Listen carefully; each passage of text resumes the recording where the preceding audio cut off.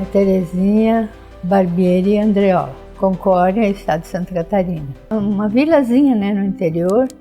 Nós tínhamos comércio, tínhamos uma loja, secos e molhados. Sempre minha mãe foi sempre do comércio, já meu pai era mais dos cuidados em volta das casas, né? Mas ele sempre apoiou a mãe em todo o trabalho.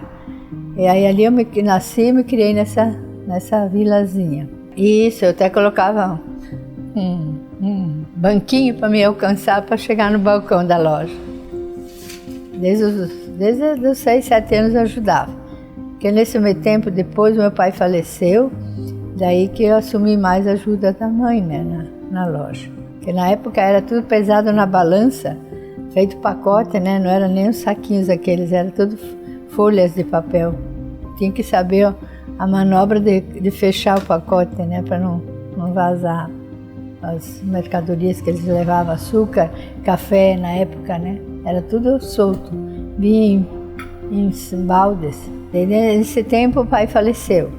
Daí a mãe, eliminamos o comércio, a gente foi morar em Concórdia, na cidade mesmo. Daí ali a gente parou de trabalhar com essa. Daí eu já namorava meu marido, aí depois acabei casando e vindo embora para o Paraná. Porque ele vinha lá em casa, porque a minha irmã já namorava um irmão dele.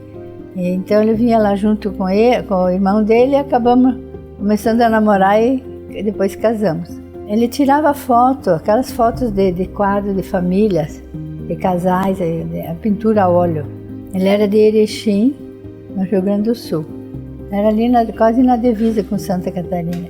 Ele tirava sarro de mim, que dizia que eu nasci na barranca do Rio Uruguai pro lado de cá e ele era pro lado de lá.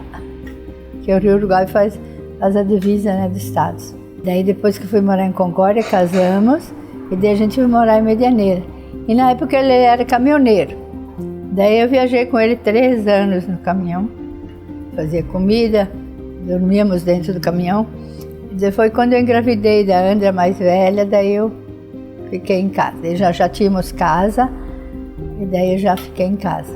Quando ele teve um acidente grande do caminhão, e daí ele deixou do caminhão e compramos uma área de terra ali, daí a gente começou a trabalhar na agricultura. Ali a Ivandra nasceu. Nós éramos uns 3 vizinhos, dormiam junto ali, e eles pensaram em vir para cá para conhecer o Mato Grosso. Foi aonde que eles vieram para cá e gostaram e acabaram comprando uma área de terra, os 3, e compraram toda a área de terra na linha Celeste, foi no Ubiratã, com mais ou menos todos os 3 vizinhos ali. Compramos uma área grande e dividimos cada um pedaço da terra. Antes da gente já vir morar, meu marido veio antes, ele já comprou essa casa que estava à venda, ali bem no centro, ali na frente da Praça da Juventude. Na época já era praça, mas tinha tudo leiras. As leiras no meio da praça. Daí com o tempo depois eles desmancharam as leiras, deixaram uma terra limpa. Na época da seca dava muito vento, daí vinha, e a minha casa era bem rente à rua. Tinha uma área grande, daí com o vento dava aqueles redemoinhos na época, entrava papel higiênico, saco de cachorro quente, saquinho de pipoca, estava tudo dentro de casa. E o duro era que nós não tínhamos água, a água era muito pouco. Daí um dia eu lembro que eu estava varrendo, a minha área era bem grande, passou uma senhora e falou, a mulher que morava aqui antes, ela colocava um óleo diesel num pano e tirava, foi onde que me ajudou na limpeza da casa. Que começava 10h30, 11 horas, aquele vento, e vinha bem a favor da nossa casa. Eu com a bacia no chão, né, perto do relógio, né? Daí o meu marido comprou uma caixa d'água, daí eu pegava com a bacia e enchia a caixa d'água. Daí ele fez uma escada para subir na caixa d'água, daí as meninas, uma subia até na altura, a outra pegava o balde de água, alcançava, daí enchia a caixa para poder tomar banho de chuveiro, senão tinha que tomar banho de canequinho. Isso foi uns 2 anos assim. Mas era assim, bem tranquilo, a gente não tinha luz, tinha ventilador, mas não tinha luz. Então a gente deixava as janelas abertas, não tinha nada de coisa assim que fosse perigoso, a gente dormia, aí era bem fresquinho, né? Dentro deixava corrente de água, de ar. Não dava para ter estoque não, tinha que comprar o que dava para usar, porque não tinha como conservar. Na época tinha um mercado de perto de casa, que era da Dona Maria, e a gente comprava ali todo dia, ia comprar, ou de um dia para o outro até que dava, né? Mas depois não dava. Conservar gelo também não tinha, né? Eu ia no início de semana, daí deixava as meninas em casa, daí tem uma vizinha ali do lado, nos fundos da casa, que ela olhava as meninas para mim, porque na época eram em 3, né? A Andy já era mocinha, daí ela olhava por elas, às vezes fazia até o almoço para elas, daí nós voltávamos no final de semana, sempre quando dava, porque às vezes a gente tinha trabalho lá ainda e acabava ficando. Mas sempre assim, geralmente no final de semana a gente voltava. Na época não tinha luz, não tinha água, não era município, porque depois, 2 anos depois, que se tornou município. Até o vice-prefeito, que é o seu Alberto Damorim, que é vizinho nosso aí, e o seu Alcínio Manfroy, que foram os primeiros prefeitos aqui. Que até na época os comícios eram feitos tudo ali na frente de casa, na praça, que tinha um espaço bom, né? Daí eles traziam os caminhões, os políticos subiam no caminhão e faziam era o palanque E as gincanas também das escolas do Mário Spinelli, na época, era feito tudo ali na frente de casa. Era um pó só, meu Deus, tinha muita poeira. Mas eu, quando cheguei em dezembro, já em fevereiro comecei. E eu dei 34 anos de catequese aqui no município, aqui na nossa paróquia. E hoje eu sou ministra de Eucaristia. Esse tempo foi homenageada na Câmara, como é que é, o Rodrigo, foi meu catequizando, como é que é, o Krieger, e a menina que trabalha dentro da Câmara, que eu não lembro agora o nome dela, a filha o pai dela agora esqueci o nome dela, mas era 3 catequizando meu que estavam ali dentro da Câmara na noite. Aí tenho filhos já casados, imagina, 34 anos, né? Eles geralmente faziam catequese com 10, 11 anos. Então, faz muitos catequizandos meus perdidos aí. Daí a gente vendeu aquela área lá de lá, porque era muito longe, né? Era difícil para a gente atender as meninas em casa e trabalhar lá. Então a gente comprou em Lucas, ali naqueles assentamentos, a gente comprou uma área ali. Daí ficamos ali 5 anos, não lembro bem. Depois a gente conseguiu vender lá e compramos aqui na linha Celeste. Daí que é mais perto, né? Ele também ia todo dia daí. Ele sempre já nasceu na terra lá no Rio Grande do Sul, né? Sempre trabalhou com terra. E ele foi caminhoneiro anos também, como eu falei, né? Mas daí acabou voltando para a terra de novo, né? Ele era mais reservado, ele não era muito de se expor assim, em política principalmente. Na igreja também ele não era muito, ele era mais reservado. Mas ele era um bom marido, um bom pai. Depois de 15 anos, né, eu engravidei da Larissa.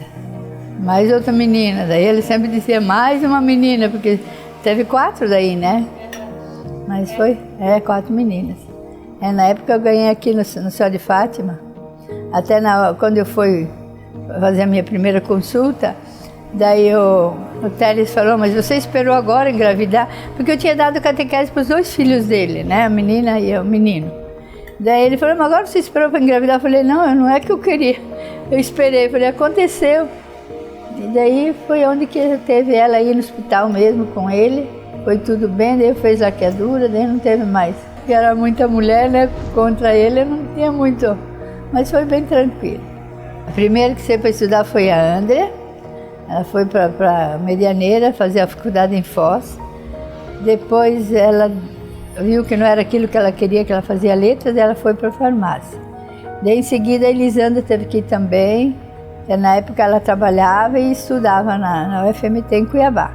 Depois aí a Ivandra também precisou, já estava na hora de ir, foi também dela fazer em Sinop. E daí o bicho pegou, porque daí eu teve que ajudar ele, porque o financeiro que a gente tinha perdido um valor, né, com o Collor, né, na época dele.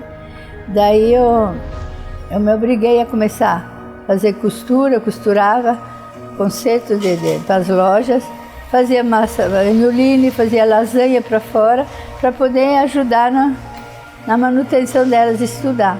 Às vezes até 10 horas da noite, porque daí os clientes compravam a roupa, precisavam para amanhã viajar e eu tinha que deixar pronta. Mas eu ficava até umas 9, 10 horas da noite na máquina. Sempre atendi, porque era também a minha ajuda que eu poderia dar para elas, né? Na época eu conhecia todo mundo, né? Mas assim, o mais difícil foi se adaptar na época, né? Porque não tinha luz, não tinha água, e a gente veio de uma região que isso não acontecia, né? Mas assim, eu nunca pensei em desistir e voltar. Porque até eu sempre comento que telefone também não tinha para a gente se comunicar, era só por carta. Daí tinha telefone, ali na esquina de casa, onde é uma farmácia ali agora, tinha um PS, um telefone, daí você ia lá, marcava teu nome, daí a moça falava, ó, tá horário, a senhora pode voltar, que vai chegar, é o seu horário para ligar. Daí era interessante porque você via as pessoas se comunicavam, marcava no caderno, voltava, chegava lá, eles não conseguiam, daí falavam alto, porque tinha que falar alto, daí tu acaba ouvindo tudo o que eles falavam. Daí uma coisa que me marcou foi que um senhor estava ligando, ele falou, ó, a minha mulher veio aqui, não gostou, foi embora, estou sem mulher aqui.